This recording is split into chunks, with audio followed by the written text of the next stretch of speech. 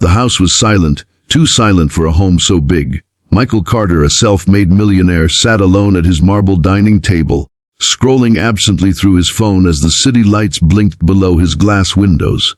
Another late dinner, another meal he couldn't taste. Success had brought him everything, except the warmth he'd lost along the way. But that night something unexpected broke the silence. As Michael stood to leave, he heard a faint noise from the kitchen. The soft clink of cutlery, the scrape of a chair being moved. He frowned. Everyone had left hours ago, or so he thought. Quietly, he stepped toward the kitchen. There, under the soft glow of the fridge light, sat Rosa, his housemaid, eating something hurriedly from a small plate, her back slightly hunched, shoulders tense like she was doing something wrong. "Rosa." Michael's voice startled her. The plate nearly slipped from her trembling hands. "Sir, I'm so sorry. I was just cleaning and—" He glanced at the plate. Cold spaghetti, leftovers from his untouched dinner. "You're eating that?" he asked, not with anger, but disbelief. Her face turned red. "I didn't mean to steal, sir.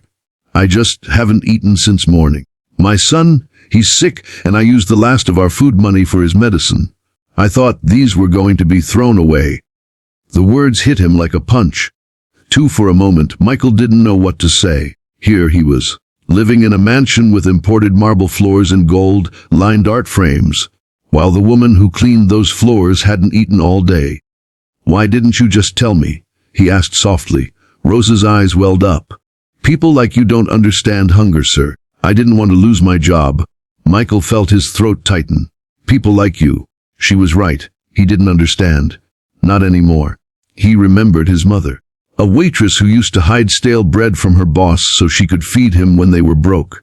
He remembered her saying, "Son, kindness costs less than food, but feeds more hearts." And now here he was, becoming the kind of man she'd warned him not to be.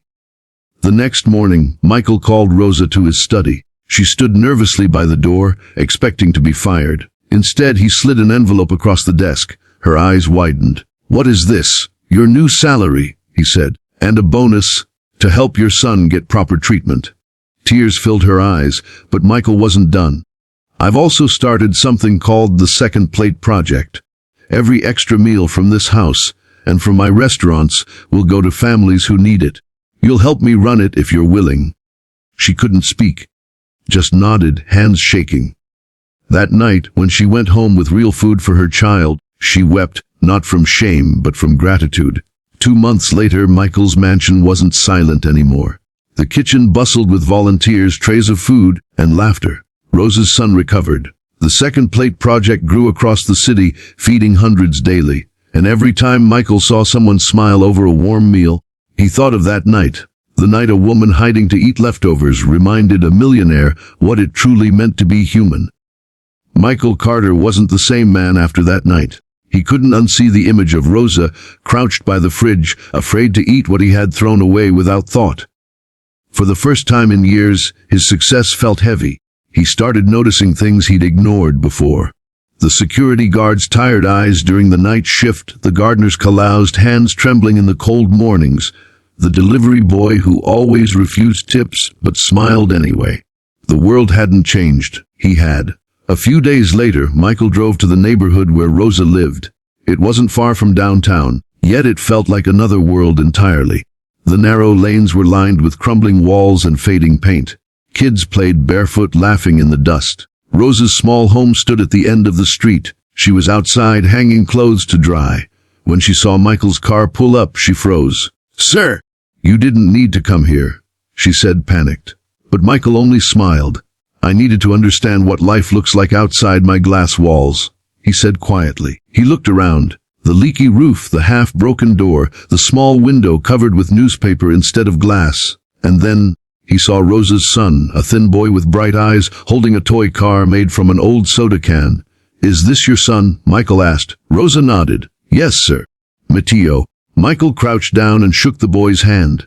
"Nice car," he said, smiling. "Did you make it yourself?" The boy nodded proudly. "It's all we could afford, but it still drives." Those words hit Michael harder than any business deal ever had. That evening, back at his mansion, Michael stood by the same fridge where it all began. He opened it, filled with untouched food, expensive wine, imported cheese. He thought of Mateo's words. It still drives. Something inside him shifted completely. He called his business manager. Sell the yacht, he said, and transfer the proceeds to a new fund, the second plate project. I want it running by next week. There was silence on the other end. Sir, that's millions of dollars. I know, Michael replied, but I've been rich for years. It's time I start being wealthy.